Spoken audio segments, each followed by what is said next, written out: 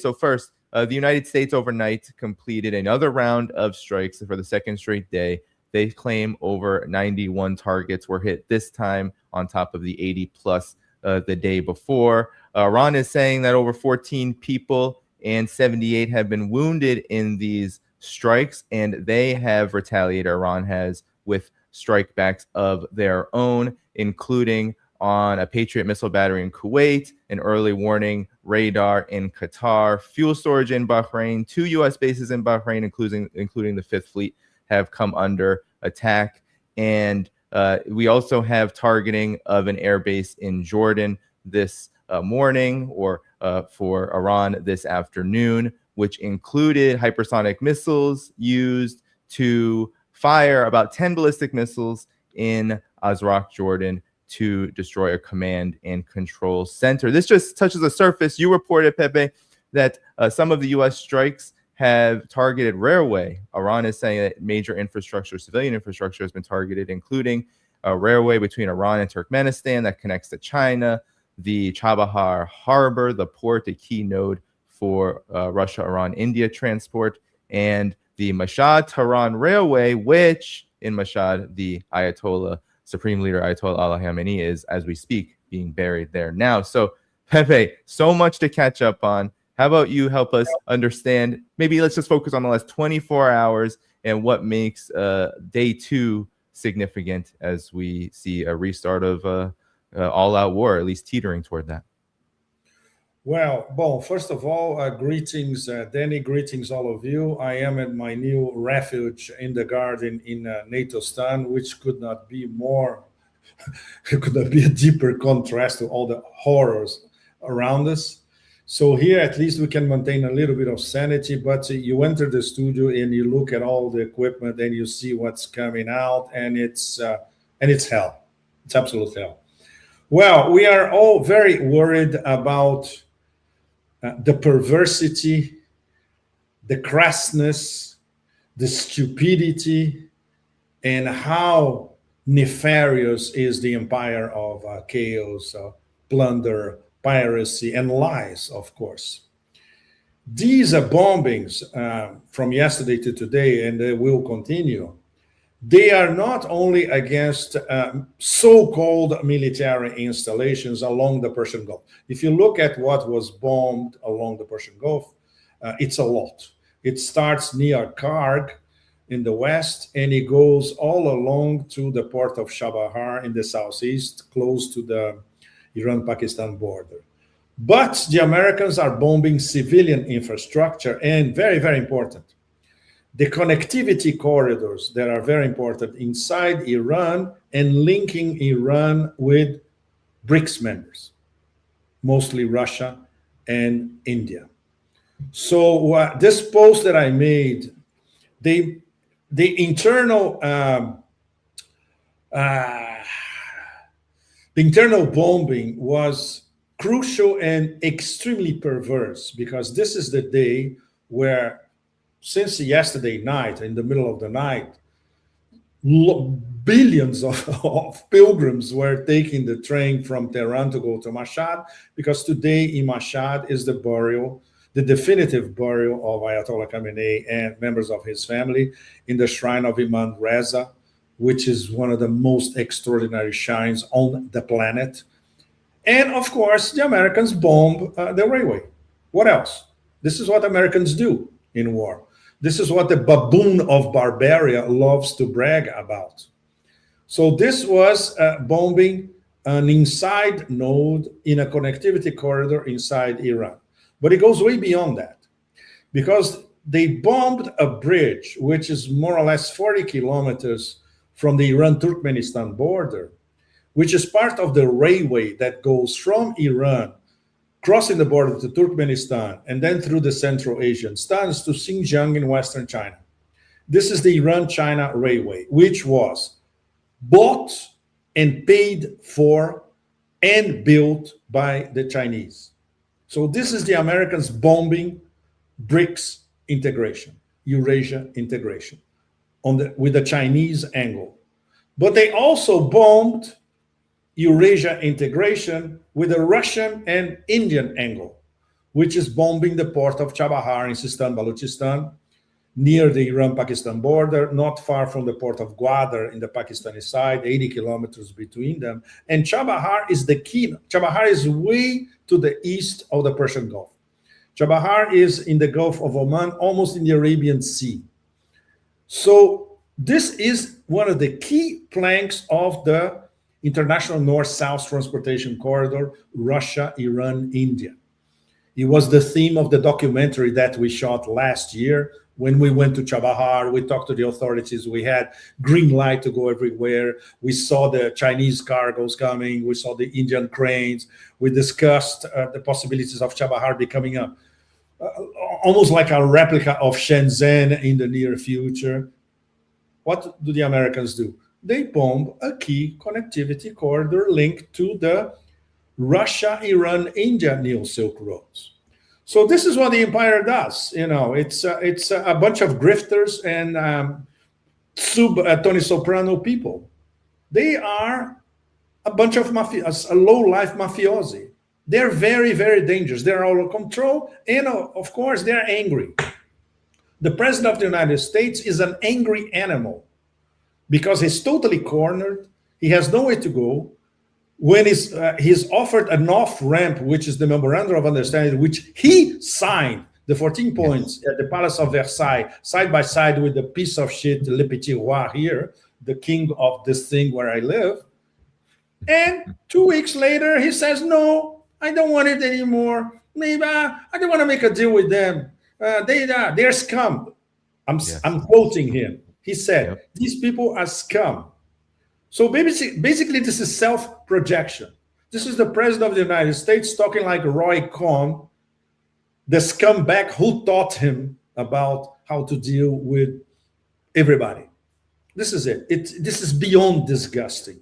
So he blew up the memorandum of understanding. Until a few days ago, many of us were even playing around. Okay, is the MOU cat alive, dead, or in a coma? And most of us were saying, yes, it's comatose, but it's not dead yet. Now it's dead. And it was killed by the president of the United States. And the Iranians know it, and the Iranians don't care anymore because they never believed that this was for real. They identified the MOU as basically the United States playing for time. And that's exactly what they were doing, and they will continue to do. And now it's back to the escalation ladder. And now we are right in the middle of the escalation ladder that we all so naive from all of us to believe that the memorandum of understanding would somehow bring them to discuss it at the table. So Danny and all of you, this is immensely distressing, of course, predictable as it could be. In the case of what we were trying to follow, which was the role of the Pakistani mediators. And that translates to Larry and I in our new channel, which Danny was on transition protocol yesterday. So Larry and I were getting information directly from the Pakistani mediators, and we were trying our best to place this into the context of, look, they're breaking their backs to try to make this MOU work with, of course, help direct and indirect from Qatar, from Oman, eventually from Turkey far away, certainly backing from China in the background. But now this whole thing is collapsing. So today, as we speak, Danny, in fact, after I talk to you, maybe in 2 hours from now, it's something that Larry and I are trying very hard to get some sort of reconfirmation. We have a confirmation, but both of us said, look, this is not good enough. We need a certified confirmation. According to one of our Pakistani sources, it is Trump that is begging the Pakistani mediators to get Iran back into the negotiation table. This is wild. This is as wild as it. I agree with you, Danny. This is as wild as it gets. But I told our sources in Islamabad, guys, we need at least a quote from somebody at the table. You know, he has to bet his ass that this is exactly what's happening. Of course, there are rumors about it. everywhere. But we need a surefire confirmation that this is exactly what Trump is doing. And of course, he's posing as macho man, bombing installations, military and civilian, all across Iran. And this will probably continue tonight after we speak. So this is where we are at the moment, which is very distressing for all of us. We are back to the escalation ladder. Yeah, we definitely are. And it is getting quite barbarous, as you have put it, Pepe. Donald Trump shared this about Chabahar. This is, by the way, from the 12-day war, that image. And he said, this is in retribution for yesterday's bombing. This is not an image from yesterday, right? No, it is not. It is from the 12-day war, but Trump shared it on Truth Social like it was. It's in retribution for yesterday's bombing of ships by Iran. If it happens again, it'll get much worse. And then when you, with your report of Trump being the one begging Pepe regarding the getting back to the table, this is what Trump had to say to the media when he was questioned about this. We have many ways we can win, but we've already won militarily. They have very little. They have very little left, and they want to make a deal so badly. They called a little while ago. They want to make a deal so badly. I just don't know if they're worthy of making a deal. I don't know that they're going to honor the deal. That's the problem. So Trump claims the exact opposite, which is Iran is big. He's lying. And Arakshi posted on X essentially saying that he's lying. Yeah. Arakshi is in the negotiating table. So he knows exactly what he's talking about. And this confirms what we heard from our Pakistani guys as well. So that's why we would love to have an extra confirmation that this is exactly what's happening. He's posing as macho man while begging, okay, let's restart the MOU. But the difference is that now the political leadership in Iran, not to mention the IRGC high levels, and even more important, which is something that we have this for sure from somebody who is he is among the deciding circle around Mojtaba Khamenei, that there are going to be big changes. If the Americans don't stop bombing Iran, all bets are off. Yeah. And this decision comes directly from Mojtaba Khamenei. So this week is very peculiar because the whole apparatus of government in Iran was involved in the funerary rites, the ceremonies, talking to the foreign delegations, going to the streets of Tehran, you name it. This ends today, Thursday. Tomorrow is a completely different story. So tomorrow there's going to be a high-level super meeting with everybody that counts in Tehran. I'll say, okay, the escalation ladder is back. He's bombing our installations, military and civilian now. So what is our response? Our response cannot be only to bomb Al Udeid base in Qatar, bomb Kuwait, and that's it. And we don't even bomb Qatar because we had a deal with Qatar that they are helping us to get our money, so we cannot bomb them. But does that hold? Is Qatar playing a double game? Is Saudi Arabia playing a double game? Can we trust both or not? Probably not, in fact. So this is going to be debated in detail tomorrow in Tehran. So we're going to have developments this weekend or next week, in which the echoes that we are getting is that it's going to become much more hardcore in terms of Iranian response. And of course, very important, Danny, the Strait of Hormuz is going to remain blocked, period. If you don't agree to negotiate with the RGC Navy and the Persian Gulf Authority, you won't cross the Strait of Hormuz one way or another, period. That's it. And nothing's going to change that. Yeah. Well, I wanted to ask you about your evaluation of Iran's response thus far, because as you noted, it has focused mainly on Bahrain and Kuwait with one noted strike on Jordan. But and Azraq. But this, I think, is the more telling story, which is the Strait of Hormuz is now is essentially closed for good. Yes.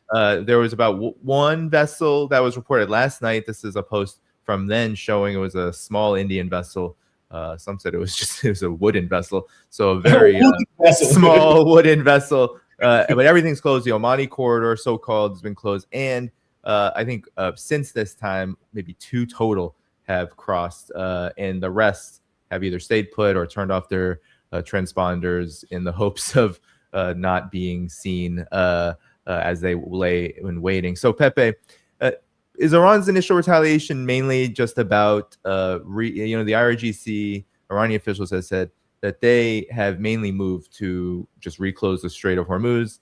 And as you said, there's likely more to come.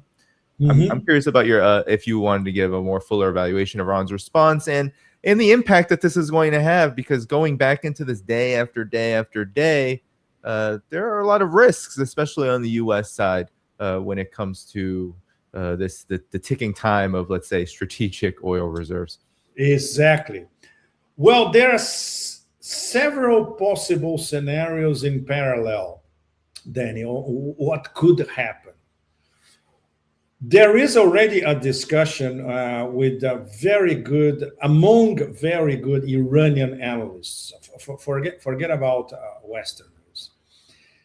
Is Iran being too timid in their response at the moment? This is one vector.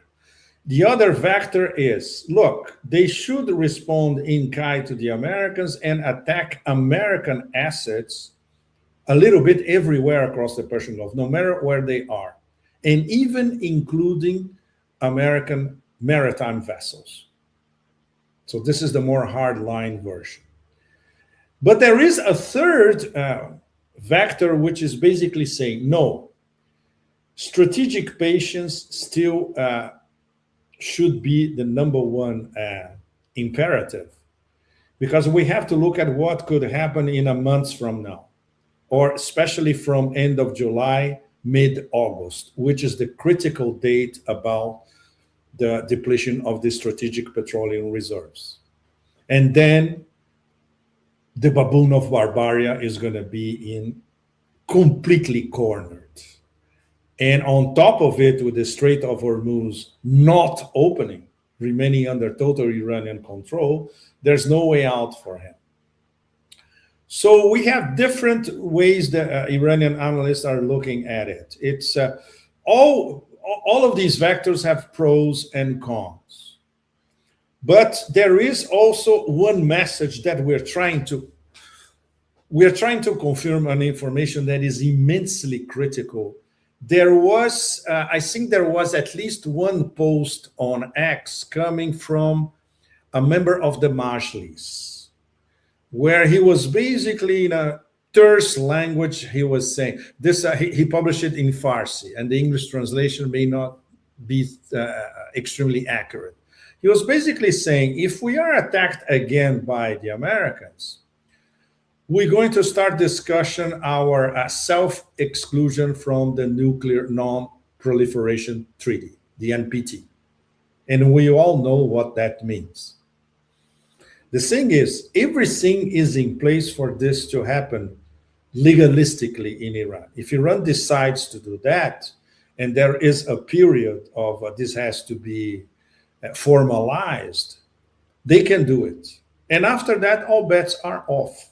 And that would include a revision of the Iranian nuclear doctrine by Mojtaba Khamenei, the new leader, still invisible for obvious security reasons, but under extreme pressure, even from Iranian public, vast sectors of Iranian public opinion.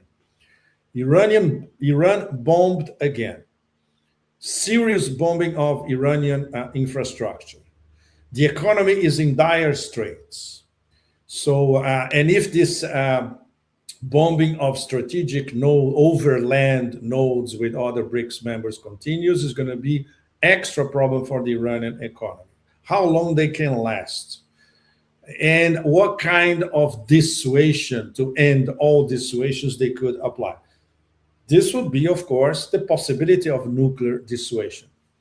It's something that Larry and I discussed in our previous channel that was canceled by the US government. It was part of a phone call by President Pezeshkian to Prime Minister Shehbaz Sharif, where the nuclear angle surfaced. So the nuclear angle could resurface again by a decision of the new leader, Mojtaba Khamenei. And of course, the fatwa by his dad will have to be revised. And if he does that, we cannot go wrong saying that he would have overwhelming support from all sectors of Iranian society. So that's how dangerous this whole thing is at the moment. There is a serious possibility. It's an information that will have to be reconfirmed again, but it's already on the table. And this, I wouldn't say threat, but this message to the Americans was relayed by the Pakistanis to the Americans. If you continue to attack us, you're going to pay for the consequences, and you won't like these consequences. So it's getting more and more tense and complex by the minute, the whole thing. If Trump thinks that he's going to play a game of chicken and with Iran, and Iran is going to chicken out, wow. Well, that tells you the level of advisors around him, right? Or even the state of dementia in his 3-year-old brain.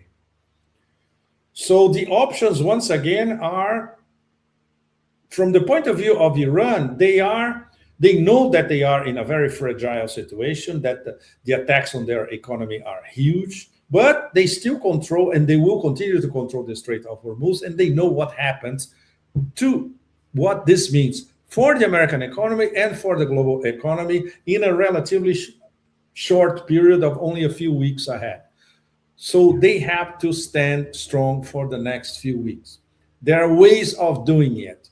So from tomorrow, they will be calibrating how they are going to stay strong for the next few weeks, because they know that in a few weeks, for Trump, all options are closed. There will be no easy way out for what he caused. Yeah, and it seems like Iran is already calibrating. According to tanker trackers, a report is that 10 million barrels of crude oil from Iran has been shipped out almost immediately, with the prediction that Pepe, the blockade, reinstituting the blockade. The reinstitution of the blockade, which is quite possible. That's the only thing they do. Yeah. And it's just, but what's almost crazy about this is what you just said, is there is a time situation, especially with regard to oil and these oil reserves, which could lead to a catastrophic economic crisis. So, I know you have a column coming out soon, Pepe. Maybe you can help us understand the big ramifications of this and what you're hoping to put out there in terms of why this war has restarted and what exactly is in the cards here when it comes to the global ramifications of all of this, because it seems like time is really on Iran's side. It's, the United States doesn't seem to understand that, or they don't care. What's your thoughts? No, it's not they don't care. They don't understand it. It's much worse, Danny. I would say this is blatantly obvious. Nobody in the Trump administration actually read the MOU.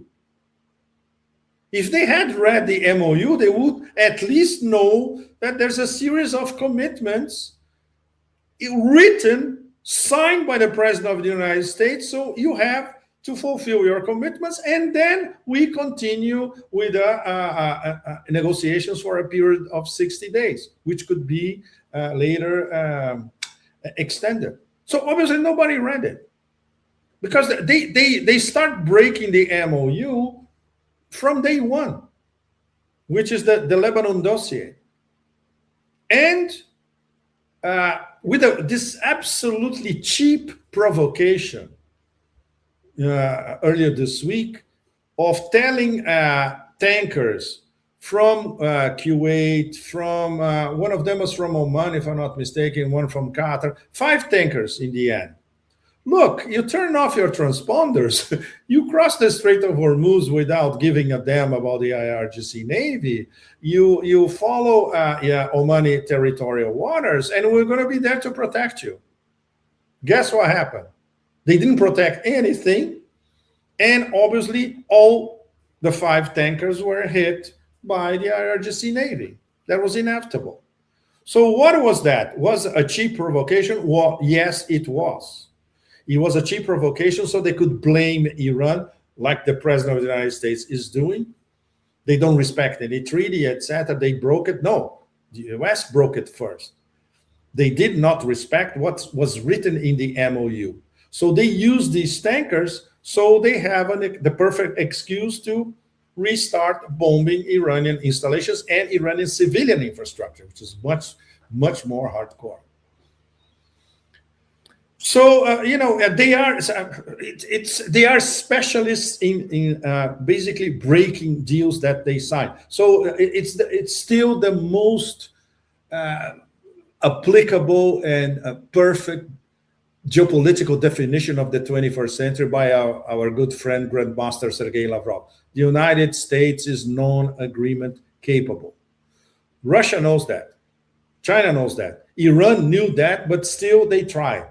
But now they don't care anymore. Now they don't give a damn anymore because they know it's absolutely impossible. It's clear for them that there's only plan A for US Israel is destroy Iran, period. There's no plan B. So this means there's no diplomacy. There's no memorandum of understanding. There's no discussing modalities, etc. And this after a strategic defeat, Danny. Can you imagine if they had won the war? They lost the war and they want to inflict on the victor their prejudices and their unqualifiable lack of grasp of a geopolitical, geoeconomic, and military situation. What are they going to do? They're going to invade Iran? They can't. They're going to bomb Iran to smithereens? Doesn't matter. Iran will continue to survive and nothing's going to change it. They're going to provoke regime change in Tehran? They can't. Just look at what happened in the streets of Iran this week. There's nothing left for them. The only off-ramp is sit down and discuss what you signed in the Memorandum of Understanding. And they blow it up. So all of us, we are lost. We are at a loss of words and arguments and philosophical abstractions, whatever. But we just have to be stunned at how absolutely demented these people are.